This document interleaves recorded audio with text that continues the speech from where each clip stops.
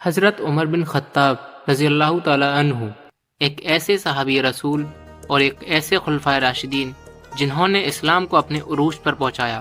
who crushed the super power of Rome and Persia، جنہوں نے اپنے خلافت کے دور میں عدل و انصاف سے حکومت کی. لیکن کیا وہ شروع سے ہی اسلام کے ساتھ تھے یا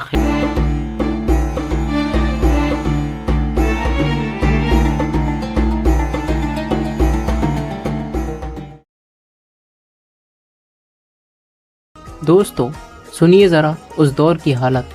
مکہ میں ایسا ماحول تھا کہ چاروں طرف قریش کے ستم. مسلمان کمزور تھے، چھپ کر نماز پڑھتے، چھپ کر قرآن پڑھتے، اور دشمنوں میں سب سے سخت تھے عمر بن خطاب. ایک دن غصے سے بھرے عمر نے تلوار اٹھائی، مکہ کی گلیوں میں نکل پڑے اور کہا، آج میں محمد صلی اللہ علیہ وسلم کو ختم کر کر دم لوں گا. لیکن راستے میں ایک شخص ملا اور بولا، عمر، محمد سے پہلے اپنے گھر کا حال دیکھو. تمہاری بہن فاطمہ بن خطاب اور بہنوئی سعید بن زید اسلام قبول کر چکے ہیں. یہ سنتے ہی عمر کا چہرہ غصے سے لال ہو گیا. سیدھے بہن کے گھر پہنچے. اندر قرآن کی تلاوت ہو رہی تھی. دروازہ کھولا اور غصے میں دونوں کو پیٹ دیا. لیکن پھر اچانک سے اپنی بہن کے چہرے پر نظر ڈالی، خون سے لت پت لیکن ایمان پر قائم.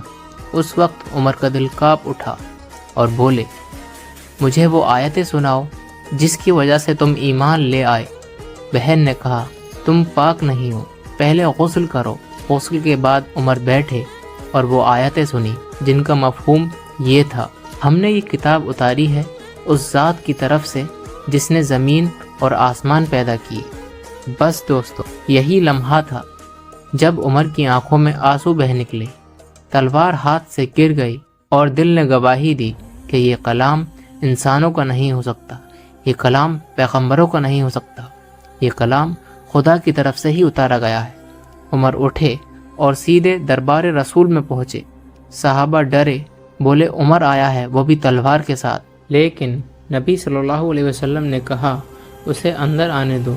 اور جب عمر اندر داخل ہوئے تو صرف یہی بولے، یا رسول اللہ، میں نے خدا کا پیغام پہچاننے میں دیر کر دی. محمد صلی اللہ علیہ وسلم نے فرمایا، جو میں کہتا ہوں وہ دہراؤ. اور عمر نے پڑھا، اشہد اللہ الہ الا اللہ و اشہد ان محمدن عبدہ و رسولہ. دوستو، بس یہی لمحہ تھا کہ پورا مکان اللہ اکبر کی صداؤں سے گونج اٹھا. دوستو، یہ واقعہ صحیح بخاری حدیث نمبر 3684 اور سیرت کی کتابوں میں تفصیل سے درج ہے. دوستو، حضرت عمر بن خطاب رضی اللہ تعالی عنہ کا واقعہ ہمیں یہ پیغام دیتا ہے کہ اللہ جسے چاہیں، جس طرح چاہیں اور جب چاہیں ہدایت دیتا ہے.